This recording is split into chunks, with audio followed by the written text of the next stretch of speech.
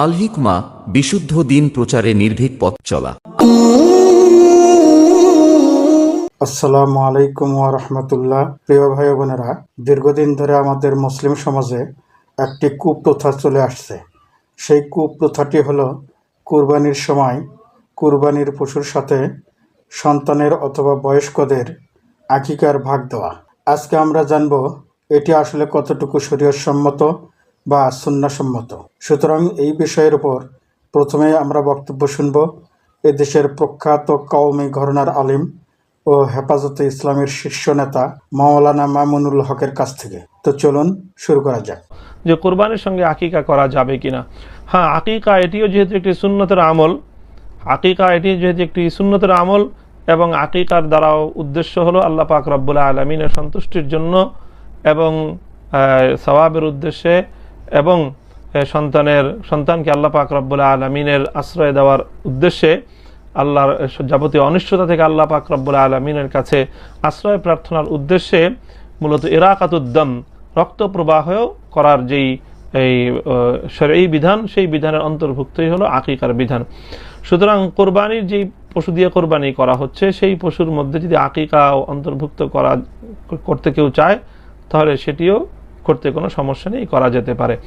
যেমন একটি গরু অথবা উটের মধ্যে যেমন 7 জন কোরবানি করে, 7 জনের পক্ষ থেকে কোরবানি হতে পারে, তো 7 জনের মধ্যে আকিকার অংশ থাকতে পারে, তাহলে সেক্ষেত্রে আকিকার জন্য একটি অংশ থাকবে। আকিকা যদি ছেলের হয়, তাহলে 2টি বকরি কোরবানি আকিকা করা যেহেতু উত্তম সুন্নত, এজন্য ছেলে বাচ্চা হলে তার পক্ষ থেকে 2টি নাম, মেয়ে বাচ্চা হলে তার পক্ষ থেকে 1টি নাম। অর্থাৎ একটি কোরবানির মধ্যে, গরুর মধ্যে আকিকাতে এভাবে ছেলের 1 অংশ, মেয়ের 1 অংশ, ছেলের 2 অংশ, এটি হতে পারে, এতে কোনো সমস্যার কিছু নেই। প্রিয় ভাই বোনেরা, এতক্ষণ আপনারা হেফাজতে ইসলামের শীর্ষ নেতা মাওলানা মামুনুল হকের বক্তব্য শুনলেন। তিনি ফতোয়া দিলেন যে কুরবানির পশুর সাথে আকিকার ভাগ দেওয়া যাবে এবং এতে কোনো সমস্যা নেই। এখন আমরা দেখব তার এই বক্তব্য আসলে কতটুকু শরীয়তসম্মত। প্রিয় ভাই বোনেরা, এখন এই বিষয়ের উপর আমরা বক্তব্য শুনব এই দেশের শীর্ষ সালাফি আলিম, হাজারো মেধাবী আলিম তৈরির একজন সফল কারিগর, শ্রদ্ধেয় শায়েখ আব্দুর রাজ্জাক বিন ইউসুফ হাফিজাহুল্লাহর কাছ থেকে। তো চলুন শুরু করা যাক। কুরবানি হচ্ছে নেকির কাজ। কুরবানি অনেক বড় নেকির কাজ। যেসব মাধ্যম দিয়ে আল্লাহকে খুব বেশি সন্তুষ্ট করা যায়, তার একটা বড় মাধ্যম হচ্ছে কুরবানি। কেননা দিতে হবে, এটা আল্লাহর আদেশ। আল্লাহ তাআলা বলছেন, ফাকুলু ওয়াতামুল বাইস ওয়াল ফকির, তোমরা কুরবানির গোশত নিজেরা খাও, দুস্থ গরিব ফকির মিসকিনকে খেতে দাও। এটা আল্লাহর আদেশ। কুরবানির সাথে আকিকার কোনো সম্পর্ক নেই। আকিকা 7 দিনের দিনই দিতে হবে। 7 দিনের আগে বাচ্চা মারা গেলে আকিকা চলে না, 7 দিনের পরে আকিকা চলে না, এ কথাই ঠিক। 14 দিনে আকিকা চলে মর্মে হাদিস জয়ীফ, 21 দিনে চলে মর্মে হাদিস জয়ীফ, জীবনে কোনো একদিন চলে মর্মে হাদিস জয়ীফ। এসব হাদিস আমলযোগ্য নয়। আকিকা গরু দিয়ে চলে না, আকিকা উট দিয়ে চলে না, আকিকা শুধুমাত্র ছাগল ছাগি, দুম্বা দুম্বি, এই 4 প্রকার, 2 শ্রেণীর 4 প্রকার দিয়ে চলে। আর কুরবানি ছাগল ছাগি, দুম্বা দুম্বি, গরু গাভী, মহিষ মহিষী, উট উটনি সব দিয়ে চলে। গোশত দিতে বাধ্য। আশেপাশে যদি গরিব মানুষ না থাকে আর যদি না দেয়, তাহলে এ গুনাহগার হবে, এ আল্লাহর আদেশকে মানেনি, এ কৃপণ, সে ক্ষতিগ্রস্ত হবে। আর আকিকার গোশত ব্যক্তিগত গোশত, সে খাবে কি দিবে সেটা তার ব্যাপার। আকিকা করে নেকি হয় না, আকিকা করে বাপের জিম্মেদারি নামে। আর কুরবানি হচ্ছে নেকির কাজ। কুরবানি অনেক বড় নেকির কাজ। যেসব মাধ্যম দিয়ে আল্লাহকে খুব বেশি সন্তুষ্ট করা যায়, তার একটা বড় মাধ্যম হচ্ছে কুরবানি। সম্ভবপর মানুষ কুরবানি করার চেষ্টা করবে আল্লাহকে সন্তুষ্ট করার জন্য, এই কথাই ঠিক। প্রিয় ভাই বোনেরা, এতক্ষণ আপনারা প্রিয় শায়েখ আব্দুর রাজ্জাক বিন ইউসুফ হাফিজাহুল্লাহর বক্তব্য শুনলেন। শায়েখের বক্তব্যে কথা পরিষ্কার যে কুরবানির সাথে আকিকার কোনো সম্পর্ক নেই। কুরবানির গোশত নিজেরা খাবে এবং আত্মীয় স্বজন ও গরিবদের মাঝে বন্টন করতে হবে, এটি শরীয়তের জোরালো নির্দেশ। কিন্তু আকিকার গোশত ব্যক্তির নিজের, এটি বন্টনের বিষয়ে কোনো ধরনের বাধ্যবাধকতা নেই। আকিকা দিতে হবে সন্তান জন্মের 7 দিনের মাথায়, এটি সহি সুন্নাহ।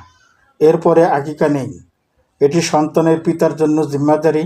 শায়েকের বক্তব্যে আমরা আরও জানতে পারলাম যে আকিকা দিতে হবে ছাগল জাতীয় পশু দ্বারা। পুত্র সন্তানের জন্য 2টি অথবা 1টি, কিন্তু কন্যা সন্তানের জন্য শুধুমাত্র 1টি। সুতরাং গরু জাতীয় পশু দ্বারা আকিকা দেওয়া সুন্নাহ সম্মত নয় এবং কুরবানির গরুর মধ্যে আকিকার ভাগ দেওয়া সহি সুন্নাহর পরিপন্থী। প্রিয় ভাই বোনেরা, এই বিষয়ের উপর আরও বিস্তারিত জানতে এখন আমরা বক্তব্য শুনব প্রিয় শায়েখ ডক্টর খন্দকার আবদুল্লাহ জাহাঙ্গীর রাহেমাহুল্লাহর কাছ থেকে। তো চলুন শুরু করা যাক। আকিকা কোরবানির সাথে কিভাবে দেব?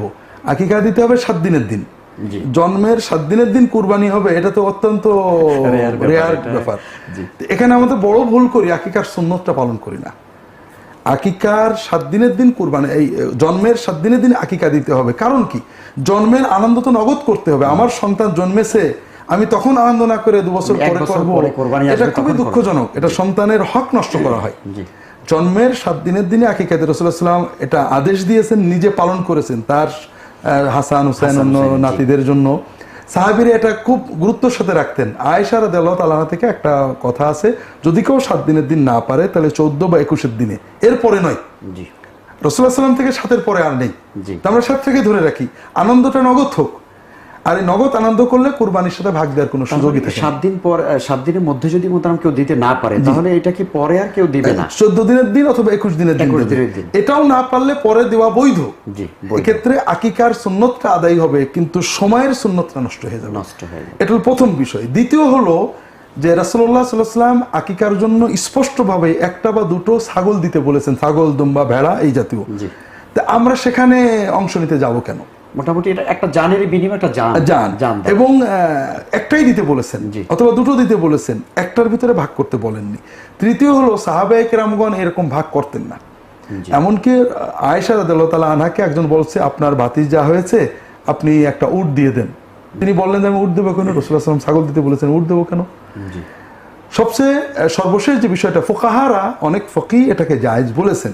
তারা বলেন আকিকাও কুরবানির মতোই আল্লাহ তাআলার জন্য একটা প্রাণী জবাই করে কৃতজ্ঞতা প্রকাশ করা।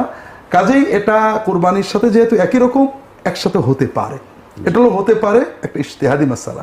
সুন্নাহ এবং সাহাবীদের কর্ম হলো 7 দিনের দিন বা 14-21 দিনে 1টা বা 2টো ছাগল দেওয়া।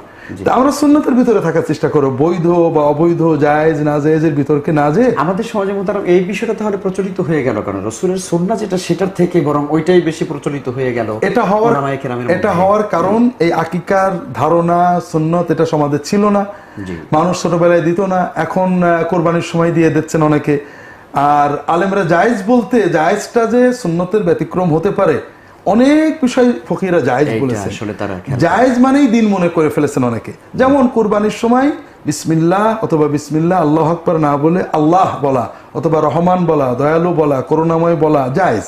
এটা তো কুরবানি জবাই হয়ে যাবে, এটা জায়েজ। তার মানে এটা সুন্নত নয়। অর্থাৎ কেউ যদি হঠাৎ এটা করে ফেলে হয়ে যাবে। কিন্তু দুর্ভাগ্যবশত এই ধরনের জায়েজটাকে আমরা দিন মনে, জায়েজ কাজে ওটাই করতে হবে না, সুন্নতটা করতে পারে, জায়েজটা বিপদে পড়লে করা যাবে। প্রিয় ভাই বোনেরা, এতক্ষণ আপনারা প্রিয় শায়েখ ডক্টর খন্দকার আবদুল্লাহ জাহাঙ্গীর রাহেমাহুল্লাহর বক্তব্য শুনলেন। আমি আশা করি শায়েকের বক্তব্যের পর পুরো বিষয়টি আপনাদের সামনে আরও পরিষ্কার হয়েছে। আমরা আরও জানতে পারলাম যে রাসূল সাল্লাল্লাহু আলাইহি সাল্লাম থেকে বিশুদ্ধ হাদিস এবং সাহাবায়ে কেরামগণ থেকে বিশুদ্ধ আমল দ্বারা প্রমাণিত অতি গুরুত্বপূর্ণ এই সুন্নাত। ফুকাহে কেরামের ইজতিহাদি মাসআলার দ্বারা ইসলামের শাশ্বত এই বিধান কখনোই পরিবর্তন হতে পারে না। প্রিয় ভাই বোনেরা, অতীব দুঃখের সাথে বলতে হচ্ছে যে হেফাজতে ইসলামের মতো একটি দ্বীনী সংগঠনের শীর্ষস্থানীয় একজন নেতার কাছেও ইসলাম আজকে নিরাপদ নয়। রাসূল সাল্লাল্লাহু আলাইহি সাল্লামের সুপ্রতিষ্ঠিত ও সুপ্রসিদ্ধ সহিহ সুন্নাহকে তিনি যখন পদদলিত করে ফুকায়ে কেরামের ইজতিহাদি মাসআলার দ্বারা প্রভাবিত হয়ে ফতোয়া দেন, তখন তার সম্পর্কে এছাড়া আর কী বা বলার থাকতে পারে। মহান আল্লাহ পাক আমাদের সবাইকে প্রকৃত সত্যকে বোঝার এবং সেই অনুযায়ী আমল করার তৌফিক দান করুন। ওমা তৌফিকি ইল্লা বিল্লাহ। প্রিয় ভাই বোনেরা, ভালো লাগলে চ্যানেলটি সাবস্ক্রাইব করুন, একটি লাইক ও একটি কমেন্টস করুন এবং সেই সাথে ভিডিওটি শেয়ার করে অন্যদের দেখার সুযোগ করে দিন। আবারও দেখা হবে নতুন কোনো এক ভিডিওতে। সেই পর্যন্ত ভালো ও সুস্থ থাকুন। আল্লাহ হাফেজ।